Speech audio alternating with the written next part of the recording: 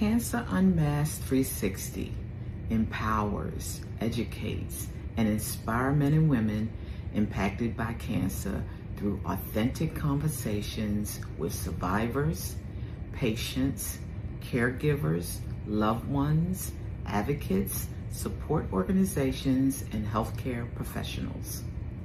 My mission is to share stories of hope, resilience, faith, healing, and survivorship while providing encouragement, awareness, and resources so that no one faces the cancer journey alone. The content shared on Cancer Unmasked 360 is for educational and inspirational purposes only. Although some guests may be healthcare professionals, this podcast does not provide personalized medical advice. Please consult your healthcare provider regarding your individual health concerns and treatment decisions.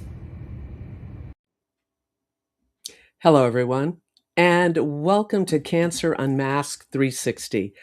Today's episode is especially meaningful because we're sitting down with the visionary behind this powerful platform, and that's Desi Waters.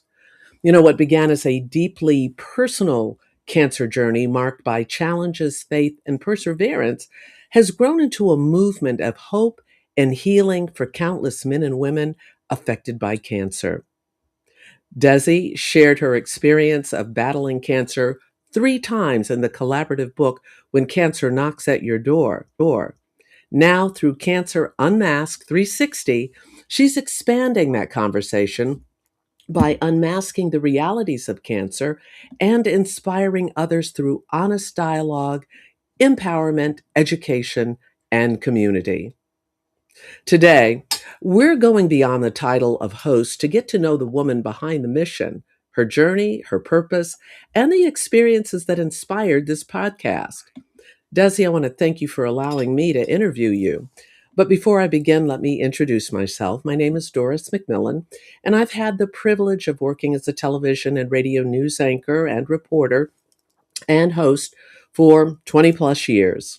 I've worked for NBC Radio Network, WABC News in New York, WJLA-TV in Washington, D.C., and Black Entertainment Television.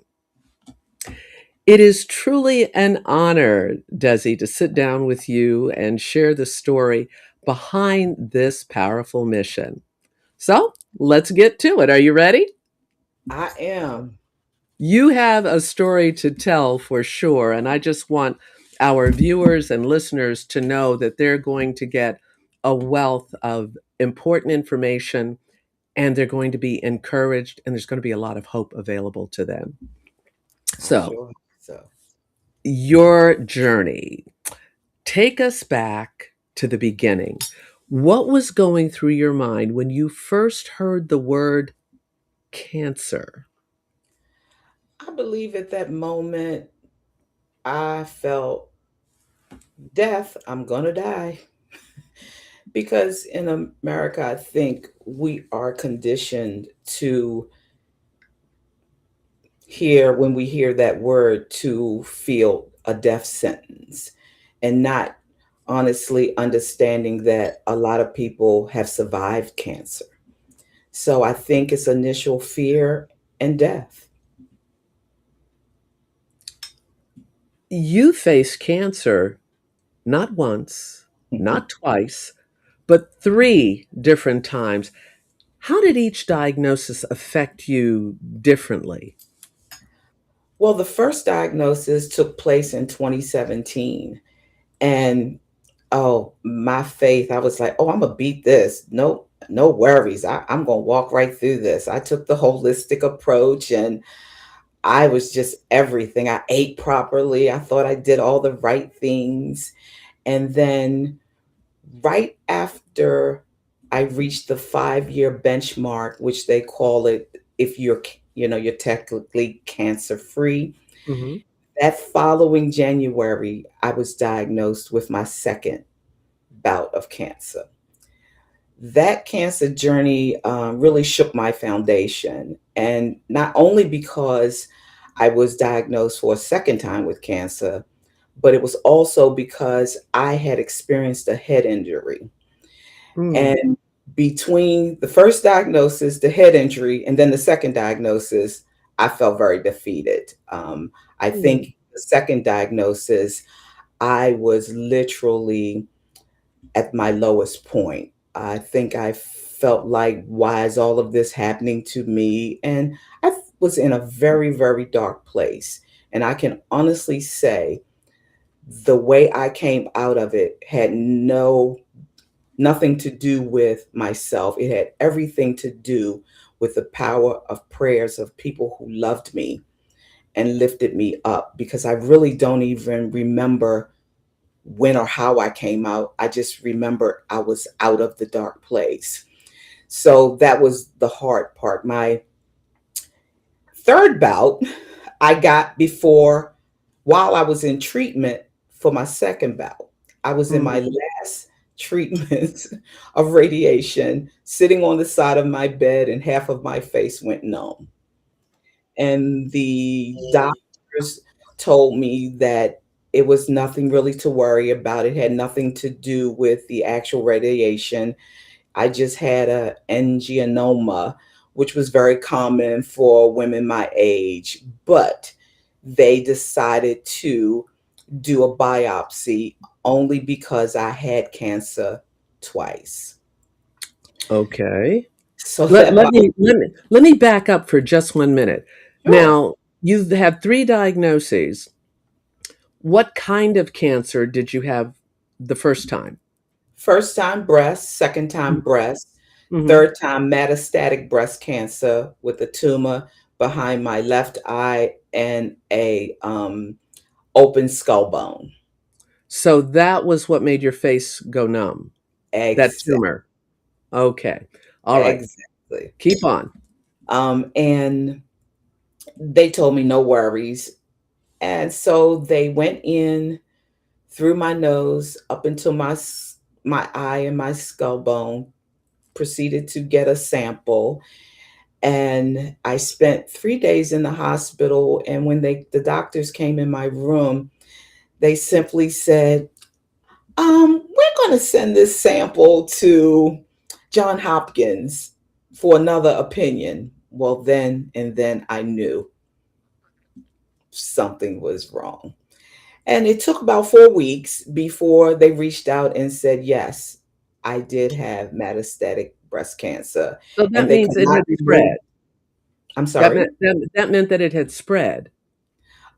Yes, it had traveled, which was very uncommon for, from what I've been told, very uncommon for first cancer to move left to right, to move from your breast to your head.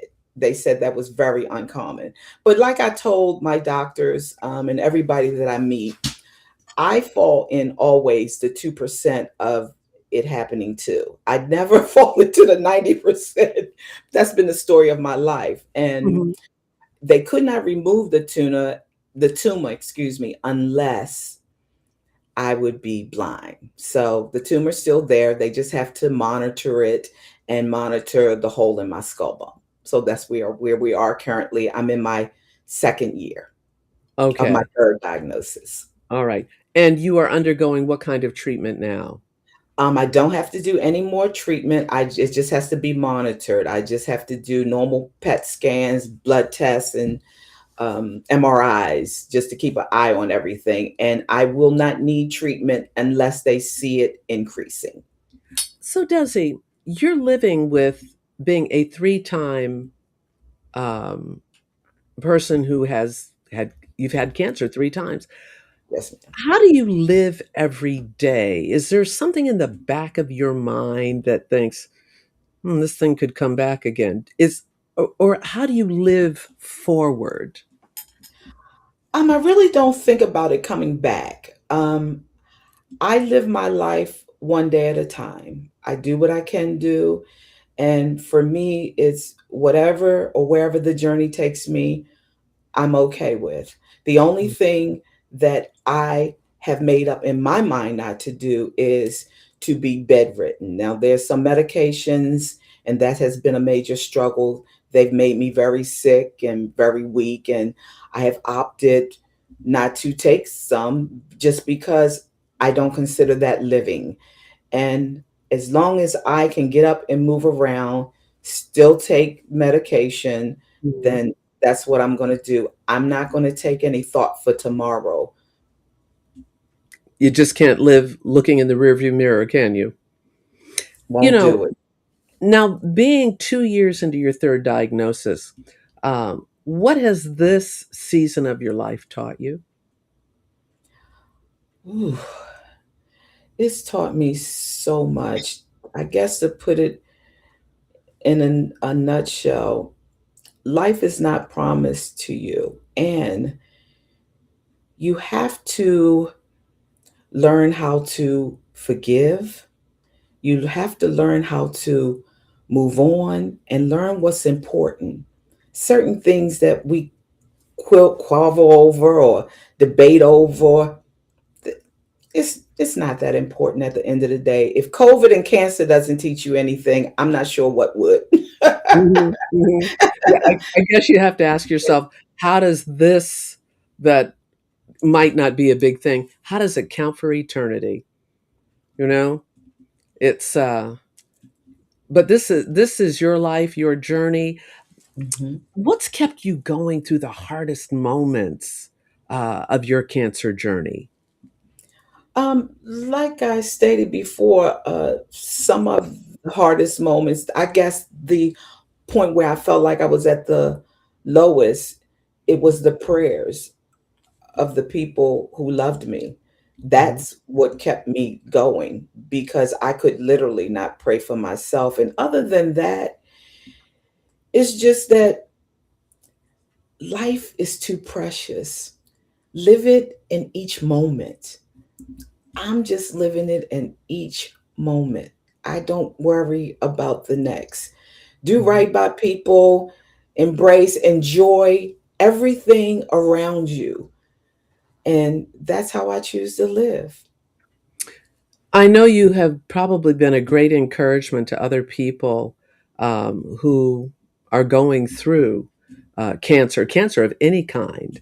When you meet these people, what is the conversation? Because people First are of sharing their journeys.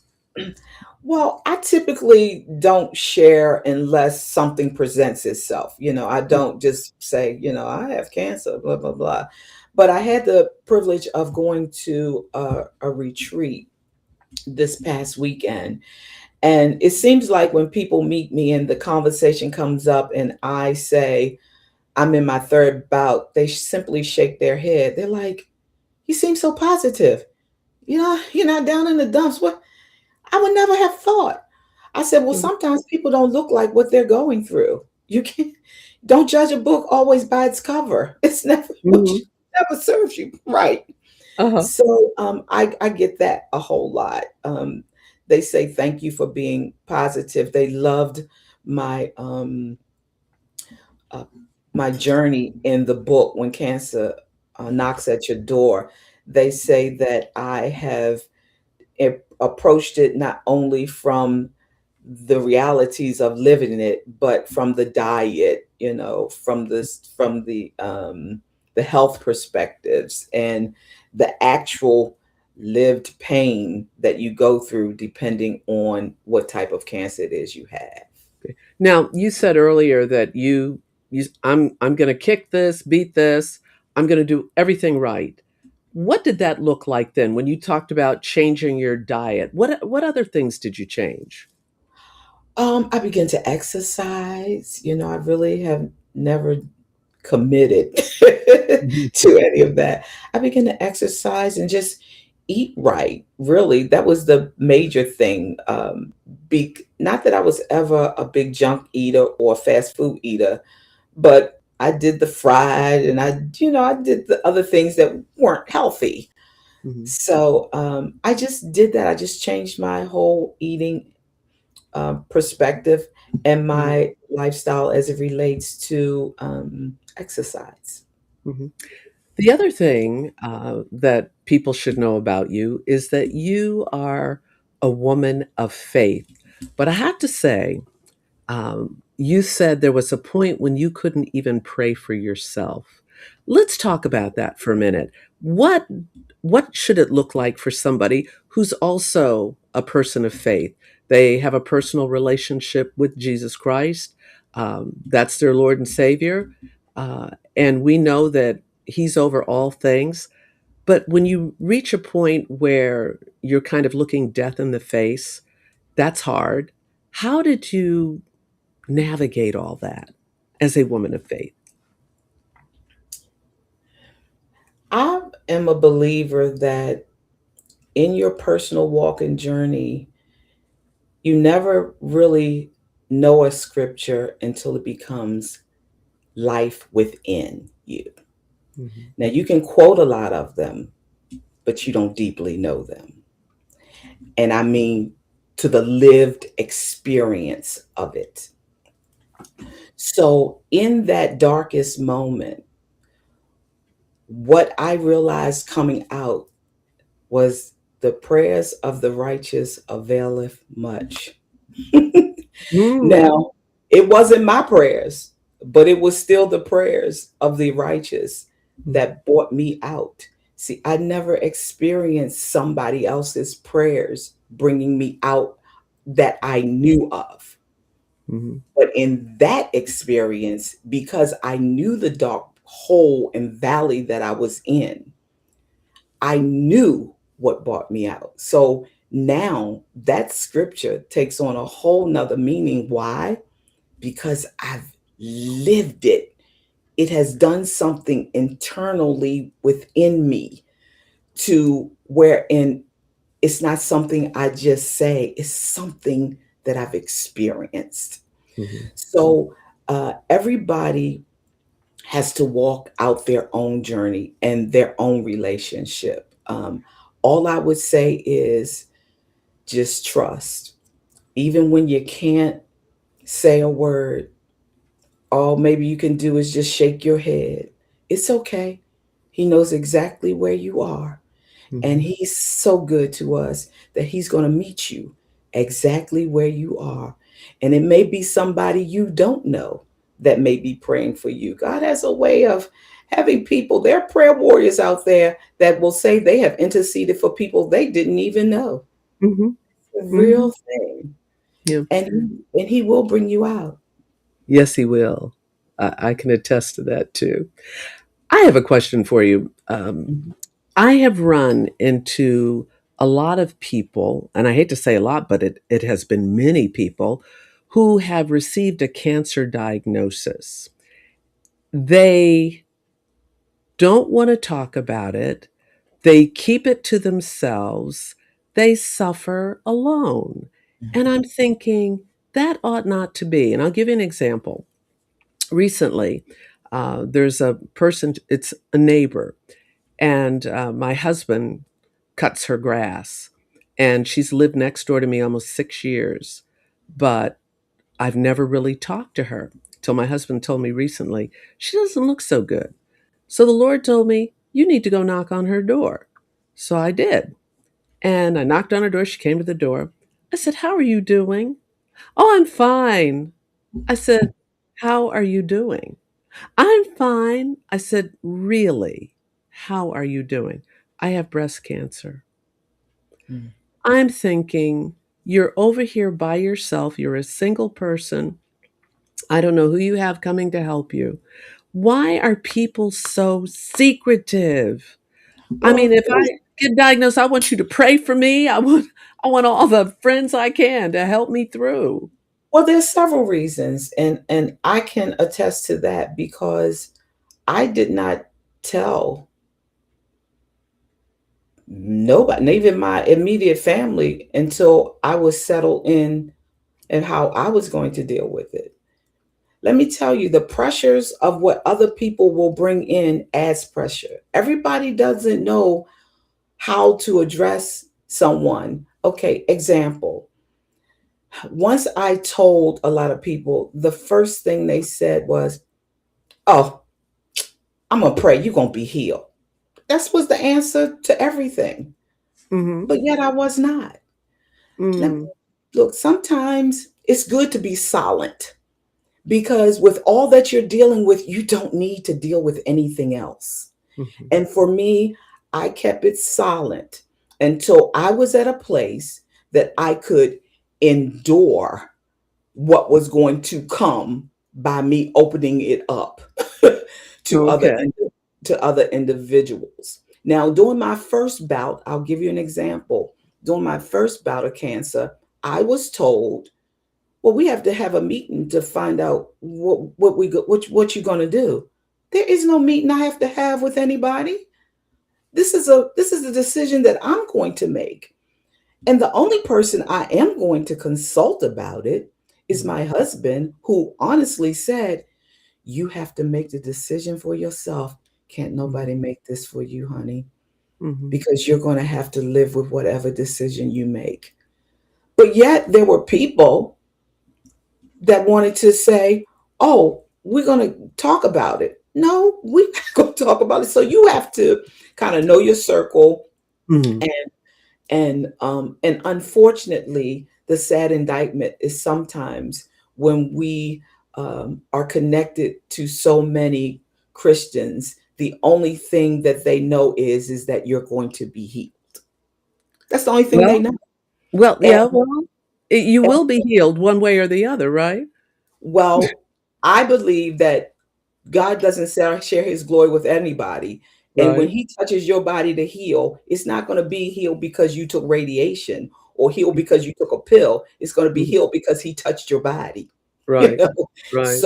So when I say that from the perspective of, it's just sometimes honestly people don't know what to say. And if I can So add this mhm. last point, I knew I wasn't going to be healed because my father told me I was going to have to walk this out.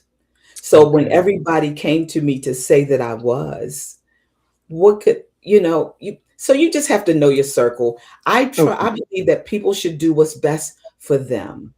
And some Right. people don't have support systems. So what your example is great. Maybe now she feels like she has somebody.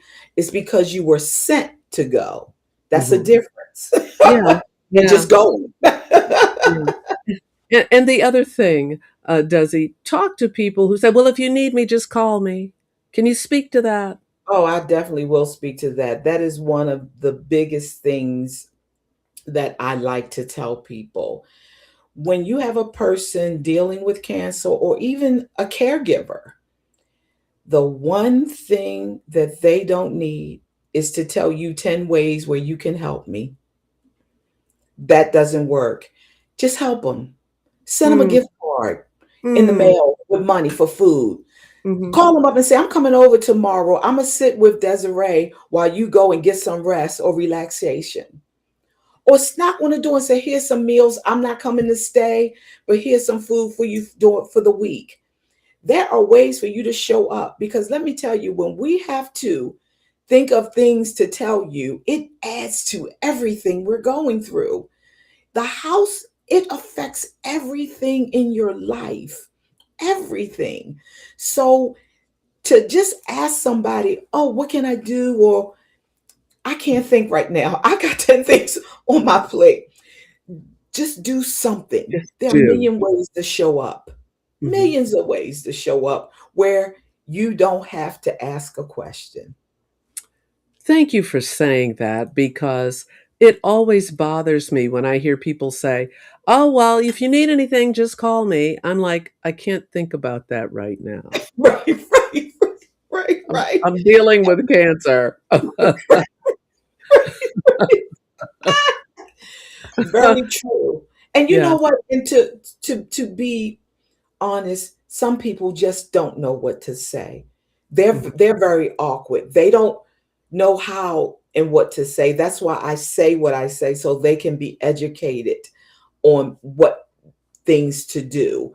Because some people really, they're discombobulated. They don't even know how to act around you because you have it, you know? Mhm, mhm. So Well, I'll give them some hopefully, grace.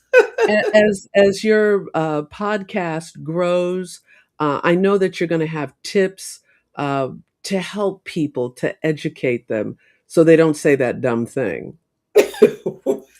I But it, hope so. It's my plan. yes.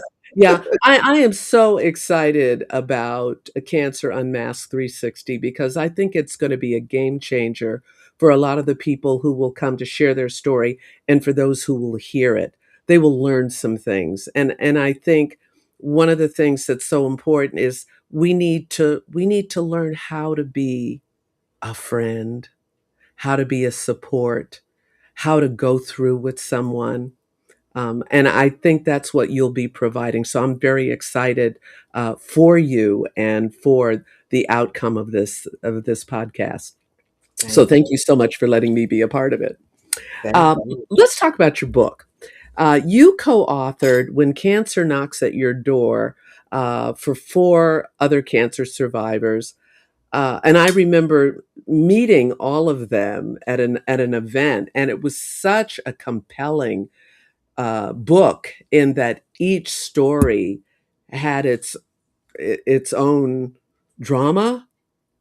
Yeah, because it was like, oh my goodness, what made you decide to share your story in that book? I love when people ask me this question. A friend of mine, LaDonna Stanley Thompson, called me up and asked me to be a part because she is the visionary author for this book. Mhm. And I told her very kindly, no, thank you. I'm not a writer. And time went on, and I finally said yes. But after I said yes, I was diagnosed with my third bout. And I was so sick then that I rescinded my offer. And in true LaDonna fashion, she said, I'm going to wait for you. That's LaDonna. And she did. And she did. And let me tell you something. I never joined any of the meetings. I Mhm. didn't know the other authors. I wrote as I had strength, and that's how it came to be. I How didn't long even did it meet take the you? author. I'm sorry. How long did it take you to write in light of the fact that you were not feeling very well? It didn't, I really don't know the answer to that, to be honest. Mhm. Um, but I don't think it took me that long. And the reason I would say that is because I'm an investigator by heart. So I had stacks of stuff about cancer, diets, and everything. I had created recipes. So I had all of that. Literally, I probably could have just picked up the little folder that I had. Well, it wasn't little, it was actually like a little tub, a file cabinet that I Uh-huh. had, and just referred to what was already there. It was not very difficult for me to write. And I think that was because not only had I done my homework, Mhm. but also because it's your story. Who can tell it better than Better you? than you, yeah. Oh, It's and I your think lived there might be a story. cookbook coming out of this too, I'm just saying. Uh-huh. Uh, I'm gonna say no to that, but okay, if you think so. Yeah, but I So, did have a few recipes, yes, for they sure. were really good, right? Well, no, people have never commented on my recipes. They just commented on how every aspect of my chapters were so inclusive to them. As a matter of fact, LaDonna says when she gives someone a book, she tells them to start with my chapter, which Mhm. is crazy. But it was through her how I ended up being an author. And now look at you, a podcaster. The sky's the limit for you. Whew. Do you want Yeah. to talk about that? Well, we've got a little bit of time. It's hard sometimes for people to tell their story, but you were able to put it on paper along with the other survivors. Um, what was it like though for you? I mean, this is your life. It's personal. It's your struggle. It's death and life. What was it Oh. like to be able to pen it? Well, one thing I can say was it brought back some emotions. A lot of times as I was writing, I was crying. So it almost made you relive what you had lived. Mm, um, and that was basically it. That's what I did. I did a lot of crying, just reliving what I had gone through. mm. What do you hope readers will take away from reading your chapter? That cancer does not have to be the end of your story. And in fact, it can be the beginning of a new one. And just keep putting one foot in front of the other. It's always purpose within your journeys. Just look Mm. for it.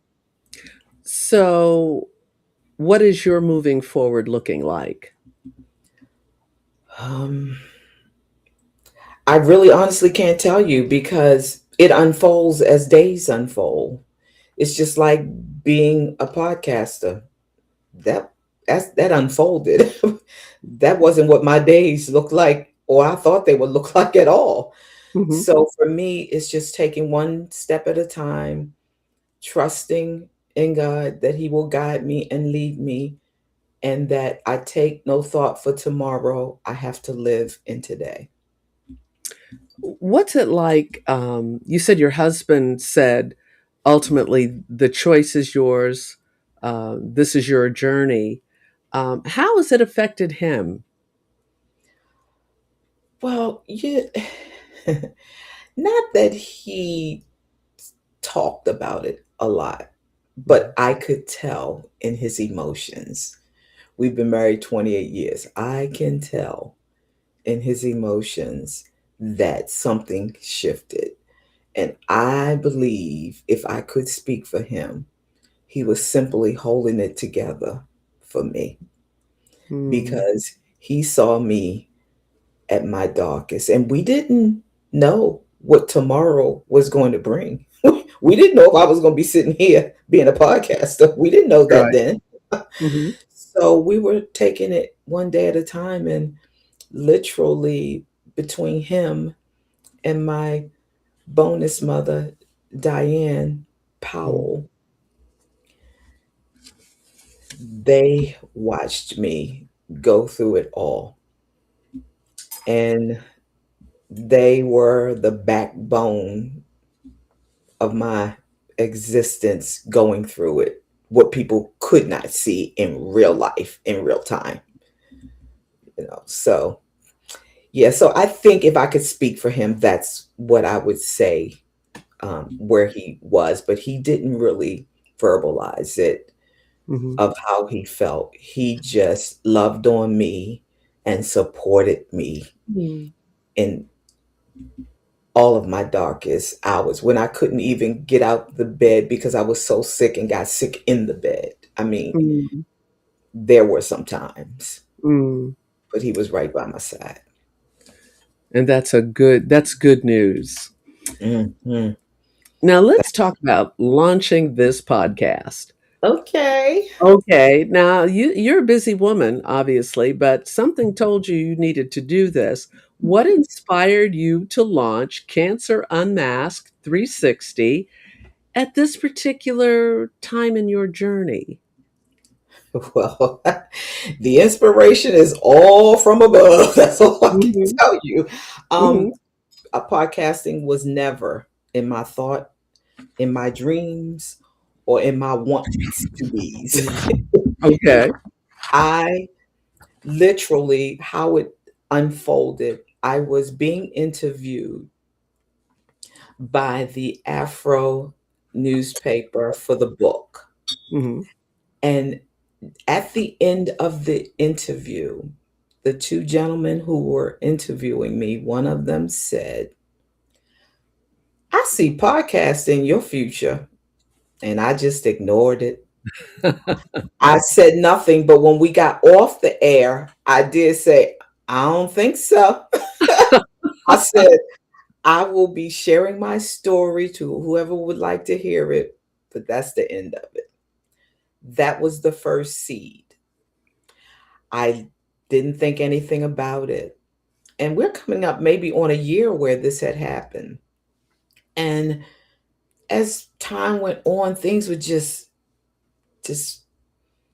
awaken me. Sometimes I'd wake up and it would be a thought about it. Mhm. I would begin to write things down. I'd wake up in the middle of the night and start writing things down. And I'm like, oh, I'm still shaking my head. I don't think so. And in Desi's true fashion, I didn't share it with. I'm not the one that shares. I believe that everybody, you can't tell everybody where you think you're going. That's just Right. my personal experience. So Mhm. I'd only shared it with a few individuals who helped me to pray about it because I am a believer in I don't want to walk out on anything because I want to do it. I have to walk out on it because God is sending me to do it. Because Mhm. in that instances, he's going to sustain it. I was retired. I'm not trying to get another job. Mm. so so long story short, and I have to tell this part of it because you were very instrumental in this. I show up and I go to a town hall for Mayor Lilly. He wants me to help him on some projects because I used to have an event planning business. And Mhm. he saw the prayer breakfast that I helped to put together. And he asked who did it. And this is how he wanted me to help him on some projects.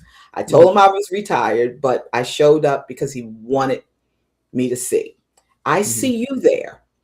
I come over to you because I don't know you personally. I just know you closed out the prayer at our cancer prayer breakfast.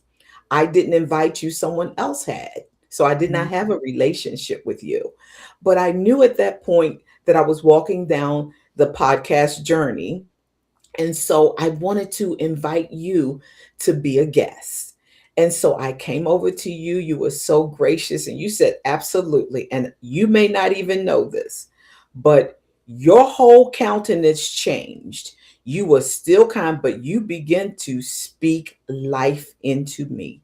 And I can't repeat everything you said, but I can tell you a few words. You said in the middle of that aisle, with all of those who's in the room, I'm sitting in the middle of the aisle crying, and you telling me God has called you to this podcast.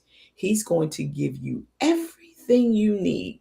Now, let me tell you something. They weren't all the words you said, Mhm. but they were confirmation. And I really believe to this day, I never came to Mary Lily's town hall to be a part of him helping him to launch all of these events. I solely believe that I came there so the Lord could speak to me through you so I would be sure because he knows who I am. And I Mhm. needed someone outside of who knew me to tell me that. And so that's how it all unfolded. Here we are. You just never know what a day is going to bring. Well, I Yeah. didn't expect that. Standing in the middle of the aisle crying because I remember saying to myself as I was looking at your lips, saying what you were saying, I'm Uh, like, the tears coming down my eyes. I'm saying, I'm in a place. Why am I crying? People gonna think something wrong with me because it was the chief of police and the chief of yeah. the fire department. It was the who's in that room, and I'm standing in the middle of the aisle talking to you, crying, listening to what God was confirming. You didn't tell me anything I didn't already know or wasn't Mhm. experiencing, but Mhm. He put the seal on it. And that's when I knew this is Mm. it. Won't he do it? He did it. Hey, And here we are. This is and here we it's amazing. It's amazing how God works. Let's talk about the name of your program, Cancer Unmasked 360. What is that? What does this title mean to you personally? Well, first off, let's talk about it fully. Mhm, Um, Cancer Unmasked 360 is a podcast for men and women facing cancer, any type of cancer. Um, Caregivers, providers. We're going to cover it all. That's why it's 360. It's every aspect of it, the nutrition, the mhm, medicine, mhm, the fitness. It's the experiences through loved ones, daughters, sons. We don't ever think about how the whole family goes through. mhm, Wives, um, and unmasked is simply the unveiling of it all. mhm. So that's, don't ask me how I came up with the name, but that's that is Good what enough. that name entails. Mhm, The diagnosis, the unmasking of it, and mhm, let's address it in every aspect. Cancer Unmasked 360. mm. So, what kinds of conversations do you want this podcast to open up? I really don't think I really have thought about what kinds of conversations. I just want the conversations. I want the conversations that would take place from a scientist. What are you Mhm, seeing? What's mhm, going on with cancers? What's the new findings? The conversations from a daughter who watched her father go through it. How did that make you feel? You know, what took you through? And the rawness of it all. That's what I'm mhm, looking for. Because there are people in this world who needs to know the truth. And unfortunately, in our community, we hold on to our experiences and keep them silent. And they can't help anybody if you don't talk about it. I mhm, want somebody to know that I couldn't lift my head out of the bed. And I was actually gurgitating in my bed because I was so weak. mhm, I want them to know the actual journey, not, okay, she went through treatment, so everything must be all right. No, it mhm, takes you, and of course, you know this, Miss Stars. mhm, It mhm. takes you through a lot, but people don't share those details. That's what I'm looking for. Every aspect of it, the financial aspect. Hmm. Some people, it has drained them. They don't have great insurance. I want all of it. Right. Well, there are many stories to be told, Yes. many stories. And look, I've got a couple of people I've been telling already about your podcast, Oh, thank and you. they have been through there and are going through their own cancer journey. Mhm. And they've learned some things. So I'll be sharing some folks with you. Thank you so Yeah. much. I Yeah. want them all. My arms are Wide wide open. open. My hands and Mhm. arms are wide open. So, who do you hope is going to feel seen, heard, and helped by watching this podcast, by being a guest on it? Well, I hope doctors and care doctors will learn something, because sometimes doctors, they Hmm. don't hear the patient. Yeah. They hear their expertise, and it's Mm, a two-way street. You have to hear the patient. It's mm, a relationship when you walk down cancer with a doctor, or oncologist. It's mhm, a relationship.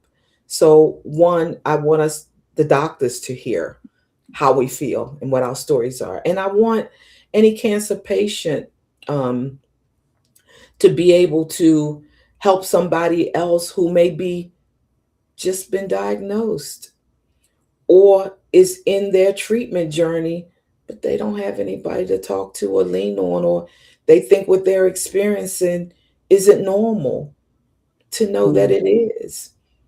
We sometimes in America think that everybody has somebody. They don't. You don't. Right. And I Well, want to meet everybody yeah. who feels a need or just wants to learn about the real aspects of Cancer Mhm. 360. It's going to be a new community of support and encouragement. I can see that already. So, what's going to make this podcast different from other conversations about cancer? I have no idea. To be honest with you, I have no idea because I don't focus on what someone else has done. Hmm. Um, and I have looked at podcasts. I think from what I've seen, a lot of them don't, they're not a place for men and women. And I think that's a difference in this podcast. And because I have never followed any of them, I'm Hmm. not sure actually what it is. All I know is that I'm going to do what I'm called to do, and it's going to reach whom it's supposed to reach, and that's all I can worry about. I'm just open to everything. I have the Cancer Society, American Cancer Society coming on.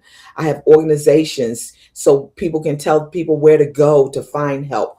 All of that's going to be in this podcast. So you'll have resources, you'll have Yes, medical expertise, we'll look yes, at cancer holistically, we'll look yes, at it spiritually. yes. So, I'm even going to have faith leaders all right, all right. that's going to come on and talk about it from a faith perspective. It's 360. There is no Good. door. The only door that's closed is we want don't want anybody to look at somebody negatively. It's their journey. Let them tell their truth. You don't have to agree with their truth. You don't have to walk in their truth, but it's their truth. And we're not here to um, talk about what so and so didn't do for me. There won't be any of that. Now you can talk about your experiences of how you learned who may have been your friends and who really were not, but there won't be any names or anything like that. Mhm. That's not what we're here to do. Okay, great. What would you say to someone who's just been diagnosed with cancer and honestly, Desi, they're just scared? One, take a deep breath. Don't let them rush you. I find that in the healthcare community, once you're diagnosed, they put you on this fast train. Like you got to make a decision today. No, stop. Look at what you want to do. Research what it is you want to do. Don't let anybody push you like you don't have a week to decide what you want to do. You got to decide in that moment. No. Mm-mm. And that's what they do in the healthcare industry. And yes, cancer is very serious, Mhm. but so is your life and your decision, your choice. And if you are not an advocate or cannot be an advocate for yourself, Mhm. find somebody who can be an advocate for you. You need an advocate. So And this means read I and was gonna say read, go ahead, I'm sorry. that's okay. And read everything they give you. And after you read it, do your own research. Mhm. You'll learn a lot that way. So this is gonna be a good time to come outside of yourself, seek help, seek information, learn as much as you can because treatment of cancer has changed a lot. I know my dad had lung cancer, and he passed in 2004. And I Hmm. have one of my best friends who was diagnosed with lung cancer. She just turned 82, and she was diagnosed probably 10, 15 years ago. Oh She's still wow. here. And she and I were talking because she's a physician as well.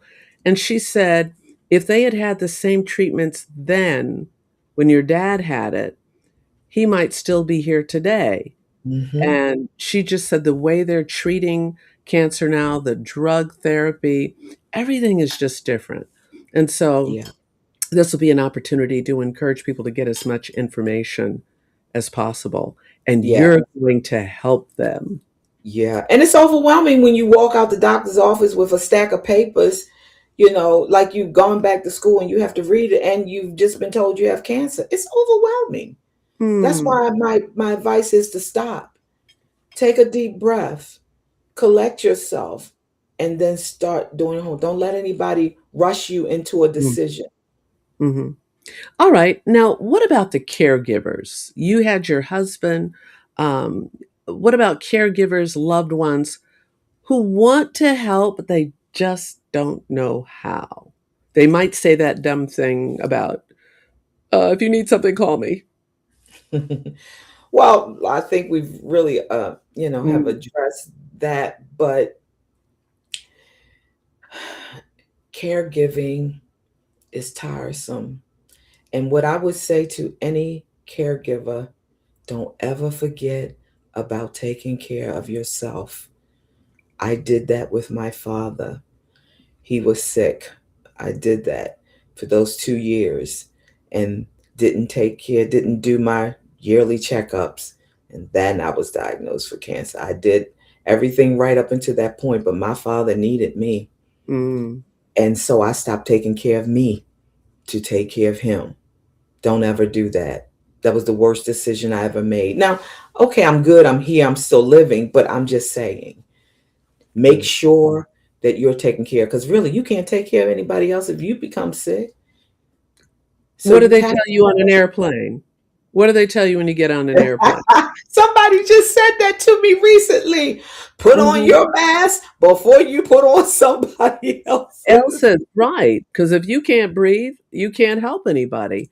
But Exactly. yeah, but for some reason, people feel that, oh, that's selfish of me. It's selfish of you not to take care of you so that you can take care of someone else. Great message. Yeah, Yeah, but great. there was a Uh, blind spot sometimes when it's your loved ones. You just going. It's you're on a mission. I didn't even give it a thought. right. And then we also have the satisfaction as caregivers of knowing that we were able to show love. Um, so I think that's important too, to let people know that they're cared for. Mm. Now, if someone is listening and they are in the fight for their life right now, what do you want them to remember? Keep fighting. Don't give up. Mm. Don't give up. Don't give in. Fight until your last breath, if it be that. Just fight. Hmm. It's it's very sobering, but I think as your podcast grows, your viewership grows, you're going to get some great encouragement from the people who are still here to tell their story. So I'm very excited for you for the success of Cancer Unmasked 360. Um, it's going to touch a lot of lives, Desi, because you had the courage. You came out of that river in Egypt called denial, and and you are being obedient to do what you've been called to do. So kudos to you. Thank you. And so we have to think about where to go from here. Where to go from here. Um, I would say that before we close today's episode, I want to remind you all that Cancer Unmasked 360 is more than a podcast. It's a community, it's a movement, and it's a safe space for stories that deserve to be heard. And I know that we're going to have lots of people tell their stories, and hopefully they will tell others. And that's how this community will grow. Now, whether you're a cancer patient, a survivor, a caregiver, a loved one, a supporter, a medical professional, advocate, or part of a support group, I need you to know how important your voice is. Your voice matters. Your journey matters. And your experience, what you're going through, could be the very encouragement that someone else needs to keep going. And I think it's so important to say, you are in a battle, but it's not just about you. It's for you to help others. And that's what Desi is here for, to help facilitate that encouragement, that help, that knowledge, um, based on her experience. So, if today's conversation has touched you in any way, I want to invite you to connect with Desi by visiting her website. All you have to do is scan that little QR code right up there over me and scan it, learn more, become a future guest. Um, Desi is looking for powerful stories, valuable resources, medical insight, inspiration, and real conversations that are going to bring hope and healing to men and women everywhere. It's not just a woman thing, not just a woman podcast. This is for everybody. It's 360. Okay. And also, this is very important. We are in the world of social media. Don't forget to like, follow, subscribe, and share this podcast with your family, your friends, your coworkers, your churches, hospitals, and communities, wherever you are. Every share is going to help her reach someone who may be silently fighting this cancer battle and they need some encouragement. So I want to thank you all for joining us for this unforgettable episode featuring Miss Desi Waters. You can take a bow, Desi. Go ahead. And don't forget, my friends, to watch on Tuesday, every Tuesday at 7 p.m. for another exciting episode. But thank you, Desi, for giving us an opportunity to learn about you, who you are, how you've been fighting the good fight, and you are not giving up. And I think there's a song, She Ain't No Ways Tired, right? That's her story. She's sticking with it. Any final words, Desi? Yes, I'd like to thank you, Miss Stars, for taking the time to interview me and for giving me the space to share my cancer journey. I'm deeply grateful for your kindness, your support, and for helping bring the story behind Cancer Unmasked to life. Thank you. Thank you, Desi, for the privilege. Well, and to all who have experienced cancer, remember your voice, your story matters. What you've been through is not in vain. It carries purpose, courage, and hope for someone else who needs it. Until next time, may you continue to walk the path and strength, speak your truth, and never forget how powerful your journey is. I am your official host, Desi Waters of Cancer Unmasked 360. Good night, everybody.